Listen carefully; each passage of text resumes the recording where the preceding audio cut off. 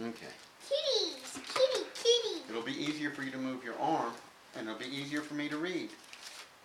Can I have my pen? My purple. No, just start on a new one. It's a new book. Start on a new piece of paper. We're going to stay within the lines, and I'll read, and you can ask the words. Yeah, because I'm almost in first grade. No, you're not almost in first grade. There's a year that you're supposed to. I know. Let's not have the first grade discussion yet. Okay. This is called Bits and Pieces, and it looks like it's about a couple little cats. Yeah, look how long that cat is. Uh-huh. For a cat, Tink was an odd duck. A duck is a cat. No, honey, that's an expression, odd duck. They just said it's an odd duck. Do you want to write any of that? Yeah. Odd duck. You want to write the whole thing for a cat? For a cat. That's F. That's a capital F. Yeah, because of first beginning. O. Here.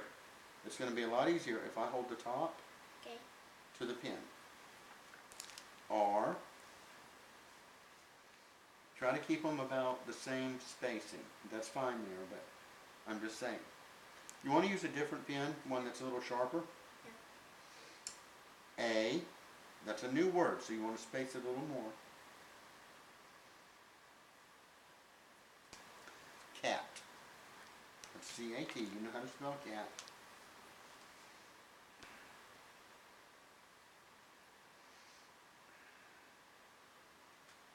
Okay. Tink. That's a name, so it gets a capital T. I. E. Tink. Ink. Here, try to make the I a little bit closer. N. That's, well, try to make it be part of the same word. Like the N would be over near the I. Okay, that's fine. And then K. At least I'm not doing homework. We are doing homework. Oh, drawing this is not homework. Well, honey, it'll help you a lot. Was. Was is a sight word. You know that one. How do you spell was? What? W. A. Try to use small letters. Put it like this. Okay. S. Well, why did you put the S? Thinking right there. Wait, this is not whole. Drawing this is not homework. Un. A-N. Un.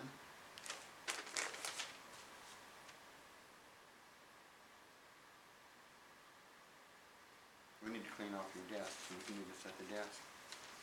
Odd, which is O-D-D. Just start on a new line. I think we should use the fat markers or pencil. A fat pencil. Duck. D-U-C-K. How do you spell again? D? D. U. C. That's a good U that you made. K. We practiced that in school. Okay. Why did you decide to make the K so huge when the other ones were small? Do you think it would be better to just mark that out and put a small K?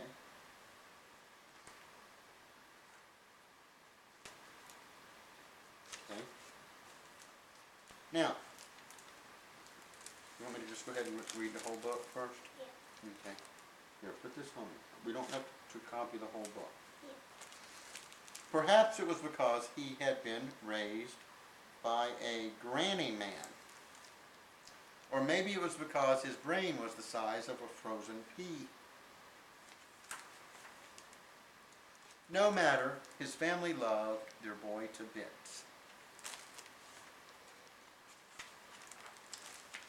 One time, when he and his sisters were quite young, they peeked into each one of his little brown ears. Do you know what they saw? What? They saw each other. I think they're trying to say he's a silly, crazy cat. And this explained a lot. such as the cat's eating habits. Well, I guess he went around eating anything. That's sweet. And after months of sneaking these kind of snacks, Tink teetered into the kitchen and tipped over, and no amount of coaxing could put their boy back on his paws. So his mother, who loved her boy to bits, had no choice but to take Tink to the kitty clinic, which you know is a veterinarian, where they treated him with green gloves and a giant red pill. When Tink came home, he had forgotten all about being sick, but he never forgot the excitement of being outdoors. Still, Tink enjoyed his life as an indoor cat because he did everything with his family. He read with them, and he bathed with them, and he worked with them, and he played with them. He's a naughty cat. But from time to time, his family had to leave Tink home alone, so they decided to find their sweet boy a little friend to keep him company. After a few awkward moments and a little tussle, Big and Little settled in for a long, cozy nap. And from that moment on, the two cats loved each other to bits and pieces. Just as he had learned to be a good cat from his granny man, Tink decided to be a mother-brother to his kitten. And his many lessons were weaving and warming and how to help with the laundry.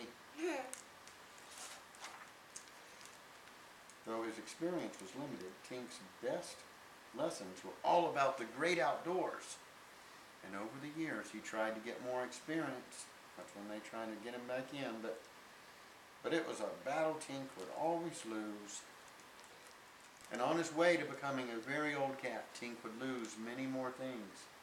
Most of his hearing and a few pounds and his common sense. One time Mittens ate all the butter. How come? They love butter. So that's why on his 20th... Daddy, why did you not give them butter for the birthday though? No, honey, butter's not good for them. It just tastes good and they think they like it. So that's why on his 20th birthday, Tink licked a stick of butter, then slipped unnoticed out the front door while his father brought in the newspaper. For the first time in his life, Tink was an outdoor cat, and it felt intoxicating. He strolled past 2 barking dogs and 3 squawking crows. Then Tink wove his way through a thick stand of bamboo. Does he look scared? Why is he scared? He is scared. He got scared until he met the moon on the other side. And I'm going home now, announced the old boy. That'd be probably pretty scary. Or so he thought, because after a night of wandering, Tink woke up confused and hungry inside the middle of an old rubber tire. And sitting on the floor right next to him was a plate of fresh pink salmon. A block away, 2 little girls were studying a poster about a lost cat. "Hey," said Ma, "isn't that the cat in the Walker's garage?" "Yep," said Alec, "it sure is." Then off they flew like 2 feathers in the wind. But right around the corner and 2 streets down, the cat stranger was beginning to cause a real commotion. Look at that. I guess they'd never seen a cat before. Just as Tink was basking in the glow of so many new friends, a nice man plucked him from the tire and placed him inside a cardboard box. "Sorry, fella," said the man. "We got to bring you to the animal shelter." But moments before the lid was lowered, the 2 little girls on silver scooters came racing toward the crowd. Huffing and puffing, right behind them was a lady who looked like she had lost her best friend. "We found her," shouted the girls, dropping their scooters. "Found who?" someone shouted. Tink's mother, of course. It's another miracle. Well, it wasn't a miracle, but to the lady who loved her boy to bits and pieces, it sure felt like one. Over in the box, Tink...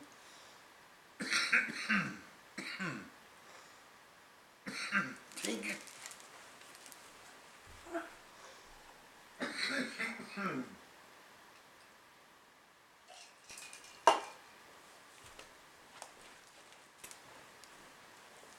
Tink sat as still as a stick until he looked up and saw 2 sweet girls who reminded him of his own sisters. Come on, cutie pie. You're going home. Then as both girls gently lifted the old boy up for one last kiss, they couldn't help but see into Tink's soft brown ears. And you know what they saw? Each other. They saw each other. It's so funny, honey. That was a very good book. Yeah, I picked that up from the library. Guess what library I'm actually talking about? School library?